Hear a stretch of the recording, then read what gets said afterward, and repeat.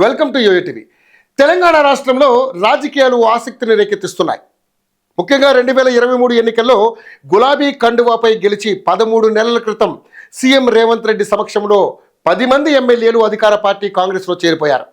ఇది తెలంగాణ రాజకీయ వర్గాల్లో చాలా చర్చనీయాంశంగా మారింది. బీఆర్ఎస్ పార్టీలో పదవులు అనుభవించి కేసీఆర్ నామస్మరణ చేసినటువంటి వీరు సడన్గా హస్తం గూటికి మారిపోవడంతో బీఆర్ఎస్ పార్టీలో ఆందోళనకు గురైంది. పార్టీ మారిన నేతలపై గులాబీ పార్టీ నాయకులు, ముఖ్యంగా కేటీఆర్, హరీష్ రావు, కౌశిక్ రెడ్డి లాంటి నాయకులు బహిరంగంగా వాళ్ళందరినీ ఎండగట్టారు. ఈ నేతలను డిస్క్వాలిఫై చేయాలని తెలంగాణ శాసనసభ స్పీకర్కు మొరపెట్టుకున్న స్పీకర్ ఫిరాయింపు నేతలపై ఎలాంటి చర్యలు తీసుకోకపోవడంతో ఆగ్రహాన్ని వ్యక్తం చేశారు. పార్టీ ఫిరాయింపు నేతలపై అనర్హత వేటు వేయాలని ముందు హైకోర్టులో పిటిషన్ వేశారు. ఆ తర్వాత పార్టీ ప్రెస్టీజియస్ ఇష్యూగా భావించిన బీఆర్ఎస్ వర్కింగ్ ప్రెసిడెంట్ కేటీఆర్ సుప్రీంకోర్టులో ఈ అంశాన్ని సవాల్ చేస్తూ పిటిషన్ దాఖలు చేసిన సంగతి తెలిసిందే. అయితే తాజాగా ఈ కేసుపై సుప్రీంకోర్టులో వాదనలు జరిగాయి.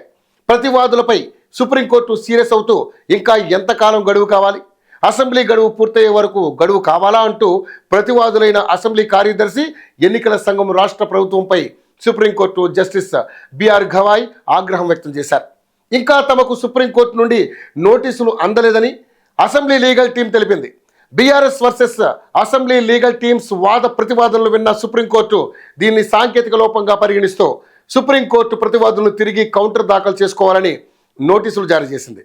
మార్చి 22 లోపు కౌంటర్ దాఖలు చేయాలని అసెంబ్లీ కార్యదర్శి, ఎన్నికల సంఘానికి, ప్రభుత్వానికి సుప్రీం ధర్మాసనం రెండవసారి నోటీసులు జారీ చేస్తున్నట్లుగా ఆదేశాలు జారీ చేసింది.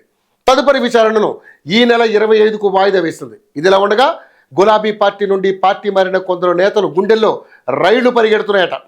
అయితే పార్టీ ఫిరాయించిన నేతల్లో ముఖ్యంగా ఖైరతాబాద్ ఎమ్మెల్యే దానం నాగేంద్రకు చట్టపరంగా అనర్హత పడే అవకాశం ఉన్నట్లుగా వార్తలు వినపడుతున్నాయి. దానం ఎమ్మెల్యేగా పదవిలో ఉండగా పార్టీ మారడమే కాకుండా కాంగ్రెస్ ఎంపీ అభ్యర్థిగా సికింద్రాబాద్ నుండి పోటీ చేశారు. ఈ అంశంపై నాగేంద్రకు చట్టపరమైన చర్యలు తప్పు అంటున్నారు.